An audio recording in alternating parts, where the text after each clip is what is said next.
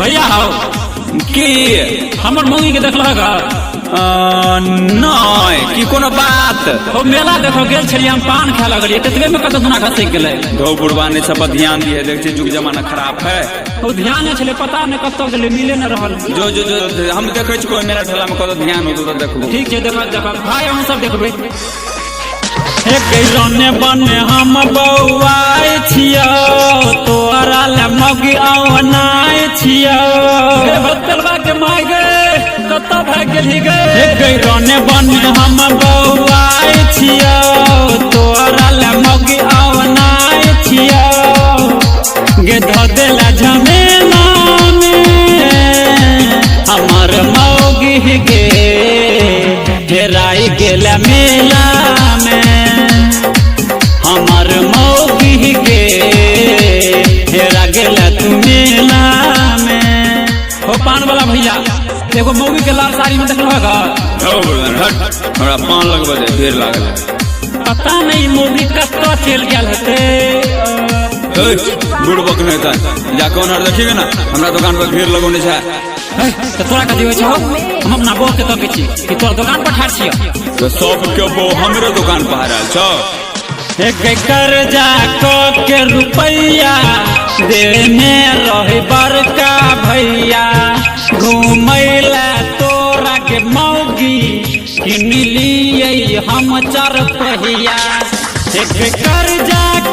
के रुपैया देने रहे बड़का भैया गाँव वाला मार लया छै घर पंचायत बैठाबै छै गे कतह चल गेला गे हमार मौगी गे लगैया उड़हर गेला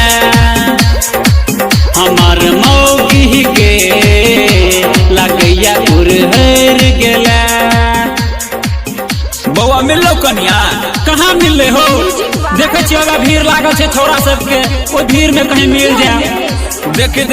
कनी मंदिर के गेट पर जाकर देखती है हाँ ठीक है कहला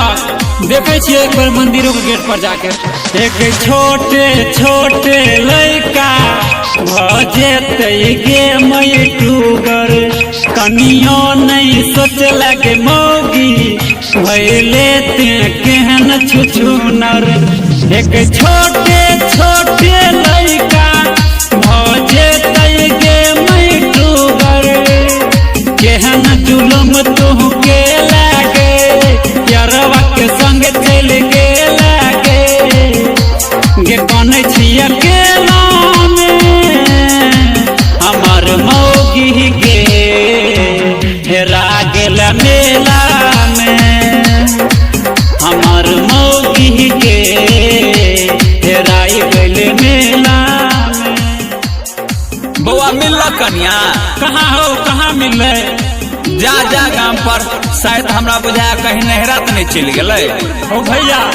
हमरा तो बुझा रहल या उड़हर गेले एक राइटर लाल देवा के बढ़ल छै के परेशानी पंकज पर तू लुटबै छै गे अपन मस्त जवानी एक राइटर लाल देवा के बढ़ल छै के परेशानी एक राजा मुकेश के छोड़ देला